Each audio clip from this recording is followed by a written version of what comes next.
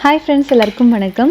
இன்றைக்கி vlog பார்த்தீங்கன்னா மார்னிங்லேருந்து start பண்ணியிருக்கேன். இது வந்து லாஸ்ட் வீக்கு ஒரு லீவ் பார்த்தீங்கன்னா ஒரு 2 to 3 days லீவ் இருந்துச்சு இல்லையா, ஸ்கூல் லீவ் இருந்தது இல்லையா, அந்த டைமில் எடுத்தது தான்.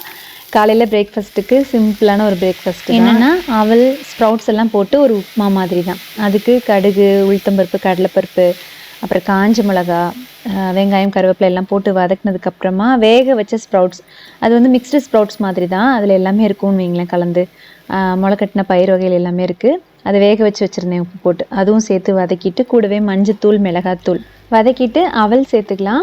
இந்த வெள்ளை அவல் பார்த்திங்கன்னா ஒரு டைம் வாஷ் பண்ணிவிட்டு தண்ணி வடித்து வச்சாலே போதும், ஊறிடும். அதுக்கப்புறம் இதில் ஆட் பண்ணி தேவையான உப்பு போட்டு மிக்ஸ் பண்ணிக்கலாம். இதுவே வந்து சம்பா அவல் போட்டும் நம்ம பண்ணலாம், நல்லாயிருக்கும். லாஸ்ட்டாக கொஞ்சம் லெமன் ஜூஸும் விட்டுக்கிறேன், ஒரு புளிப்பு சுவைக்காக தான். வேண்டான்னா ஸ்கிப் பண்ணிக்கலாம். இதிலே தக்காளி போட்டு வேணாலும் பண்ணிக்கலாம், அது நம்மளோட டேஸ்ட்டுக்கு தகுந்த மாதிரி தான் வச்சுக்கோங்களேன். அப்புறம் கடைசியாக தேங்காய் பூ கொஞ்சம் ஆட் பண்ணியாச்சு. கொத்தமல்லி இலையும் தூவி இறக்கிடலாம். அவ்வளோதான், ஈஸியான ஒரு ஸ்ப்ரவுட்ஸ் அவல் உப்புமா ரெடி. அவ்வளோதான், சிம்பிளான ஒரு பிரேக்ஃபாஸ்ட் தான், அதே சமயம் ரொம்ப டேஸ்டியாகவும் இருந்தது. இதுக்கப்புறம் லஞ்ச் வேலையிலும் கடகடான்னு முடிச்சிட்டேன். லஞ்ச் என்ன பண்ணேன் அப்படிங்கிறத கவர் பண்ணல.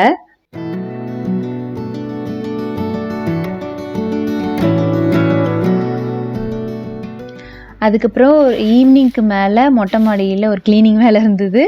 முக்கியமான வேலை தான். ஏன்னா ஒரு 2-3 நாளாகவே வந்து மித்வாக்கு மேலே வரணும், மொட்டை மாடியில் விளையாடணும் அப்படின்னு சொல்லிட்டு கேட்டுகிட்டே இருந்தான். இங்கே இதை பற்றி நான் இந்த விளாக்லேயே ஷேர் பண்ணுறேன். மொட்டை மாடி செட்டப்லாம் எப்படி இருக்குது அப்படிங்கிறதையும் காமிக்கிறேன். ஒரு டைம் இதில் வந்து தண்ணி ஃபில் பண்ணிவிட்டு அப்படியே விட்டாச்சு. அதுக்கப்புறம் பார்த்தீங்கன்னா பாசான் பிடிச்ச மாதிரி ஆயிடுச்சு. அதனால் அதெல்லாம் க்ளீன் பண்ணிகிட்டு இருந்தேன். க்ளீன் பண்ணாமல் கண்டிப்பாக இதில் தண்ணி நிரப்ப முடியாது. இது ஒரு சின்ன ஸ்விம்மிங் பூல் மாதிரி தான், உள்ளெல்லாம் டைல்ஸ் ஒட்டியிருக்கோம் க்ளீன் பண்ணிக்கிற மாதிரி. அவ்வளோதான், வேலையெல்லாம் முடிஞ்சோடனே ஈவினிங் டைமில் இன்னும் கொஞ்சம் நேரம் மாடியில் ஸ்பெண்ட் பண்ணலாம் அப்படின்னு தோணுச்சு. அதனால் கீழே போய் டீ போட்டு எடுத்துகிட்டு வந்து ரிலாக்ஸ்டாக டீ குடிச்சிட்டு முடிச்சு தான் மறுபடியும் போனேன். இதுக்கப்புறம் ஃப்ரெஷ்ஷப் ஆகிட்டு ஒரு சின்ன பெடிக்யூர் மாதிரி தான் பண்ணலான்னு நினச்சேன். அதுக்கு நான் இந்த அகாராவோட கேலஸ் ரிமூவர் தான் யூஸ் பண்ணுறேன். இப்போ நான் வந்து அந்த பவுடர் அதுக்கப்புறம் கெமிக்கல்லாம் யூஸ் பண்ணேன் இல்லையா, ஸோ காலில் அந்த மாதிரி பட்டாலே கொஞ்சம் கிராக் ஆகும், ஹீல் வந்து உடனே கிராக் ஆயிரும். ரஃப்பான ஸ்கின் அப்புறம் கிராக்டு ஹீல்ஸ் இருக்கவங்கலாம் இந்த கேலஸ் ரிமூவர் யூஸ் பண்ணலாம். இது கூடவே சேஞ்ச் பண்ணிக்கிற மாதிரி 3 விதமான ரோலர் ஹெட்ஸும் கொடுத்துருப்பாங்க. அதாவது கொஞ்சம் சாஃப்டாக வேணும்னா ஃபைன் கிரைண்டட் ஹெட் யூஸ் பண்ணலாம், மீடியம் கிரைண்டட் ஹெட்டும் இருக்குது. கொஞ்சம் ரஃப்பான ஹார்ட் ஸ்கின் அப்படின்னா, அதாவது ட்ரையாக டெட் ஸ்கின் இருக்குது அப்படின்னா அதுக்கு அந்த கோர்ஸ் கிரைண்டட் ஹெட் யூஸ் பண்ணலாம். கூடவே இந்த மாதிரி ஒரு கிளீனிங் ப்ரஷ் இருக்கும், அப்புறம் யூஎஸ்பி சார்ஜிங் கேபிள் இருக்கும், அண்ட் கேரி பேக்கும் இருக்கும். இந்த கேலஸ் ரிமூவரில் பார்த்தீங்கன்னா ஒரு ரீசார்ஜபிள் லித்தியம் அயன் பேட்டரி இருக்குது. ஸோ ஒன்ஸ் இதை சார்ஜ் ஏற்றிட்டோம் அப்படின்னா நம்ம இந்த ஒயர் இல்லாமலே ஒரு 45 minutes ரன் பண்ணலாம். இது வந்து வாட்டர் ப்ரூஃப் தான். இப்போ கால் ஈரமாக இருக்கும்போது யூஸ் பண்ணிக்கலாம், இல்லை ட்ரையாக இருக்கும்போது வேணாலும் யூஸ் பண்ணிக்கலாம். இதோட அந்த ஹேண்டில் டிசைனே பாருங்கள், ஈஸியாக பிடிச்சிக்கிற மாதிரி ரொம்ப கன்வீனியண்ட்டாக யூஸ் பண்ணுற மாதிரி தான் இருக்கும். இப்போ எவ்வளோ டெட் ஸ்கின்லாம் ரிமூவ் ஆயிருக்குன்னு பாருங்கள். இதை யூஸ் பண்ணதுக்கப்புறமா அந்த ஹீல் வந்து ரஃப்பாக இல்லாமல் சாஃப்டாக ஸ்மூத்தாக இருக்கும். இதுக்கப்புறமா ரிலாக்ஸ்டான ஒரு ஹாட் வாட்டர் சோக் பண்ணி கால்களுக்கு ஒரு மசாஜ் கொடுத்தா நல்லாயிருக்கும். ஒரு ஸ்பா எக்ஸ்பீரியன்ஸ் ஃபீல் பண்ணணும் அப்படின்னா இந்த அகாராவோட ஃபுட் ஸ்பா பாத் மசாஜர் யூஸ் பண்ணலாம். இது மெயினாக எதுக்காகனா நம்ம கால்களில் பிளட் சர்க்குலேஷனுக்கு அப்புறம் ஸ்கின்னை சாஃப்டன் பண்ணுறதுக்கு ஹெல்ப் பண்ணும். உள்ளே பார்த்தீங்கன்னா ஒரு 6 மோட்டரைஸ்டு மசாஜ் ரோலர்ஸ் இருக்குது. இது எதுக்காகனா ஃபுட் பெயின் கண்ட்ரோல் பண்ணும், அதுக்கப்புறம் அந்த ஃபேட்டிக் அதை வந்து கண்ட்ரோல் பண்ணும். ஹீட் ஃபங்க்ஷனும் இருக்குது இதில். இந்த மாதிரி நம்ம தண்ணி ஃபில் பண்ணிவிட்டு டெம்பரேச்சர் எந்த மாதிரி வேணுமோ அதுக்கு தகுந்த மாதிரி செட் பண்ணிக்கலாம். அதாவது 35 degree செல்சியஸ்லேருந்து 48 degree செல்சியஸ் வரைக்கும் கூட இன்க்ரீஸ் பண்ணி வச்சுக்கலாம். அதே மாதிரி இந்த மசாஜ் ரோலிங் ஸ்பீடையும் நம்ம கண்ட்ரோல் பண்ணிக்கலாம். லோவாக வேணாலும் லோவாக வச்சுக்கலாம், இல்லை ஸ்பீடாக வேணாலும் ஹையாக வச்சுக்கலாம். டைமர் இப்போ செட் பண்ணிட்டோம் அப்படின்னா இந்த டைம் வரைக்கும் நமக்கு மசாஜ் பண்ணணும் அப்படின்னா டைம் செட் பண்ணியும் வச்சுக்கலாம். இந்த மசாஜ் பண்ணுற அந்த ரோலர் பார்த்தீங்கன்னா ஒரு ரொட்டேட்டிங் கேலஸ் ரிமூவர் மாதிரி தான் வச்சுக்கோங்களேன். ரொம்ப நல்லாயிருக்கும், சூத்திங்காக இருக்கும். கால் வச்சாலே உள்ள அந்த பொமிக் ஸ்டோனும் இருக்கும், ஸோ அதுவும் ரொட்டேட் ஆகும். அதுக்கப்புறம் ஒரு ஸ்பா எக்ஸ்பீரியன்ஸ் வேணும் அப்படின்னா அந்த தண்ணியில் கொஞ்சம் ஷாம்பு இல்லைன்னா பாடி வாஷ் ஏதாவது மிக்ஸ் பண்ணிவிட்டு ஸ்பா அப்படிங்கிற பட்டன் ப்ரெஸ் பண்ணால் போதும். அந்த தண்ணி பார்த்தீங்கன்னா ஒரு பபிள் ஃபங்க்ஷன் ஆன மாதிரி இருக்கும், இந்த மாதிரி பபிள்ஸாக வரும். ஸோ ரொம்ப நல்லாயிருக்கும், பாடி அண்ட் மைண்டுக்குமே ஒரு பேம்பர் கிடைச்ச மாதிரி இருக்கும். இது நம்ம இப்போது எங்கே வேணாலும் எடுத்து போய் யூஸ் பண்ணிக்கலாம். இப்போ டிவி பார்க்குறப்போ இல்லை புக்ஸ் படிக்கிறப்போ ரிலாக்ஸ்டாக இது வந்து ஒரு ஃபுட் மசாஜ் கொடுக்குற மாதிரி வேணும்னா எங்கே வேணாலும் வச்சு யூஸ் பண்ணிக்கலாம். அண்ட் ஒன்ஸ் இதை யூஸ் பண்ணிவிட்டு இந்த தண்ணியை ரிமூவ் பண்ணணும் அப்படின்னா ஜஸ்ட் இதை எடுத்து விட்டால் போதும், ஈஸியாக ட்ரைன் ஆகிடும். ஃபைனல் ஸ்டெப் கண்டிப்பாக ஒன்று, அதாவது பெடிக்யூர் பண்ணுறோம் அப்படின்னாலே ஃபைனலாக மாய்ஸ்சரைசர் அப்ளை பண்ணணும். ஒன்றும் இல்லை, அதுக்கு வெர்ஜின் கோகோனட் ஆயிலே அப்ளை பண்ணலாம். அதுக்கு நான் இந்த டைசனா வெர்ஜின் கோகோனட் ஆயில் தான் யூஸ் பண்ண போகிறேன். இந்த ஆயில் பார்த்தீங்கன்னா ஹீட் இல்லாமல் ஒரு கெமிக்கல் ப்ராசஸ் இல்லாமல் அப்படியே டைரெக்டாக கோகோனட்லேருந்து எக்ஸ்ட்ராக்ட் பண்ணி எடுத்த ஆயில் தான். அதனால் எல்லா நியூட்ரியன்ஸும் இருக்கும். அரோமாவும் ரொம்ப அப்படியே நேச்சுரலாக இருந்தது. ஒரு 100% பியோர் நேச்சுரல் கோகோனட் ஆயில் தான் இது.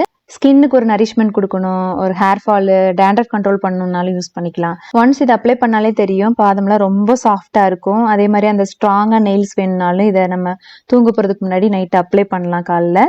அதே மாதிரி பாக்டீரியல் ஃபங்கல் இன்ஃபெக்ஷன் அந்த மாதிரியும் எதுவும் வராது. ஒரு நேச்சுரல் டியோட்ரண்ட் மாதிரி தான்.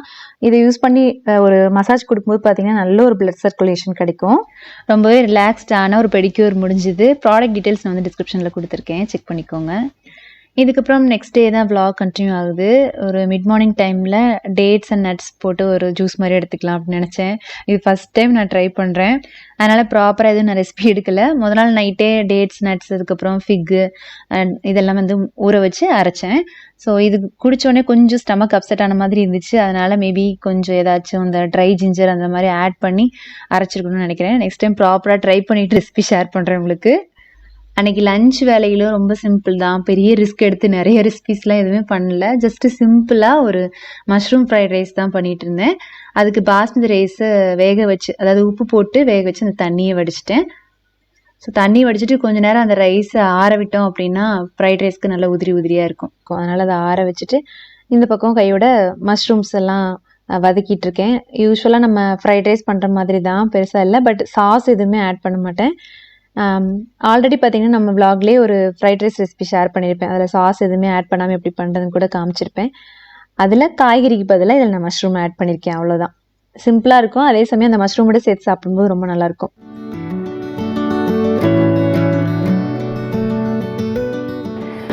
நம்ம ஹோம் டூர் வீடியோவில் முக்கியமான ஒரு விஷயம் நான் மிஸ் பண்ணது என்ன அப்படின்னா மொட்டை மாடி தான். மொட்டை மாடி நான் காமிக்க மறந்துட்டேன். அதில் நிறைய பேர் கமெண்ட் பண்ணியிருந்தாங்க, அக்கா முக்கியமான விஷயத்த மிஸ் பண்ணிட்டீங்க அப்படின்ட்டு.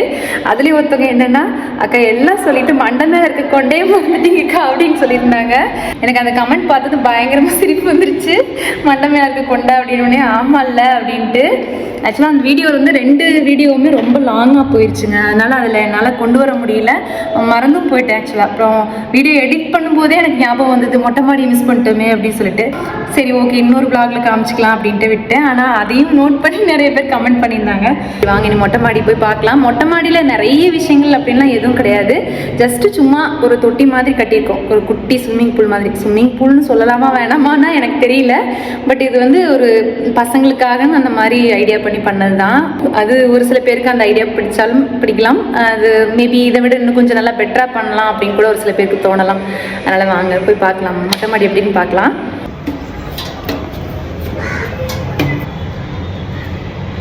மொட்டை மாடியில் உள்ள என்ட்ரானதும் பார்த்திங்கன்னா இப்படி தான் இருக்கும், பிளெயினாக தான் இருக்கும். இதில் உட்கார்றதுக்காக ஒரு இடம் சும்மா ஒரு திண்ணை மாதிரி போட்டிருக்கோம் பாருங்கள். இந்த ஒரு இடத்துல மட்டும் இந்த மாதிரி பண்ணியிருக்கோம், அப்புறம் பிளாங்காக தான் இருக்கும். மொட்டை மாடியில் இன்னும் பார்த்திங்கன்னா நிறைய வேலைகள் பெண்டிங் இருக்குது. கீழே வந்து டைல்ஸ் அந்த மாதிரிலாம் எதுவுமே போடல, ஜஸ்ட்டு சும்மா காங்கிரீட் போட்டு சிமெண்ட் பூசி விட்ருக்கோம், அவ்வளோதான். அதனால் இங்கே வேலைகள் ஜாஸ்தி இருக்குது. அந்த ஸ்விம்மிங் பூல்னு சொன்னோம் இல்லையா, அது இதுதான். ஸ்விம்மிங் பூல்னு சொன்னால் இது ஒரு மினி ஸ்விம்மிங் பூல், சின்ன ஒரு தொட்டி தான். இது ஆக்சுவலாக நாங்கள் வந்து கட்டுற வரைக்குமே நான் இது மேலே வந்து பார்க்கவே இல்லை, இது என்ன பண்ணிகிட்ருக்காங்க அப்படின்னு கூட எனக்கு தெரியல. இந்த மாதிரி ஒன்று பண்ணிகிட்ருக்க விஷயமே நான் வந்து முக்கால்வாசி முடிஞ்சதுக்கப்புறம் தான் வந்து பார்த்தேன். இந்த மாதிரி நான் பசங்களுக்காக தொட்டி கட்டிகிட்ருக்கேன் அப்படின்னாங்க. அப்புறமா தான் வந்து பார்த்தேன். அப்புறமா தோணுச்சு இன்னும் கொஞ்சம் பெருசாக பண்ணியிருக்கலாமோ அப்படின்ட்டு, இங்கே வரைக்கும் நல்லா லாங்காக இழுத்து போட்டிருக்கலாமோ அப்படின்னு தோணுச்சு. பட் இதுவே பார்த்திங்கன்னா காலையில் தண்ணி போட்டு விட்டால் மத்தியானம் ஆகும் தண்ணி நிறையறதுக்கு இந்த தொட்டி. ஏன்னா அந்த தண்ணி மேலேருந்து வர ஃபோர்ஸ் வந்து கம்மியாக தான் வருது.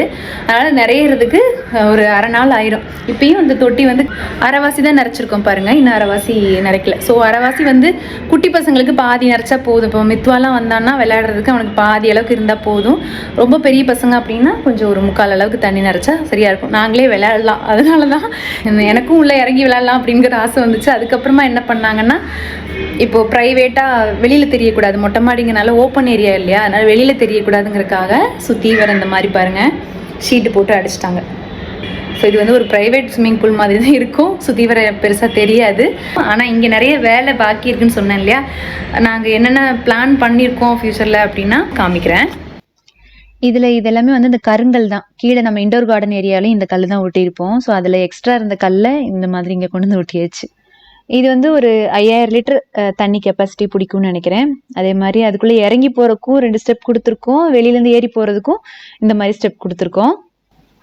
மேலே அந்த தண்ணி பைப்பு விழுகிற இடம்லாம் வந்து ஹஸ்பண்ட் பண்ண ஐடியா தான். இப்படி தண்ணி விழுந்தால் ஒரு ஃபால்ஸ் மாதிரி விழுகும் அப்படின்னு சொல்லிட்டு அப்படி ஐடியா பண்ணாங்க. லாஸ்ட் மினிட்ல அதெல்லாம் ஐடியா பண்ணது தான், பிளான் பண்ணிலாம் எதுவுமே பண்ணல.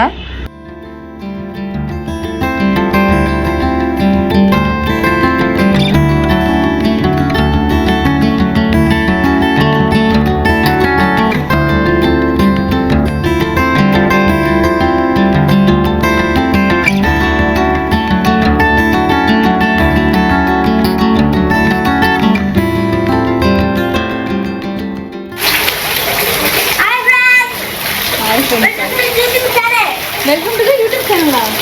சேனல் பேரு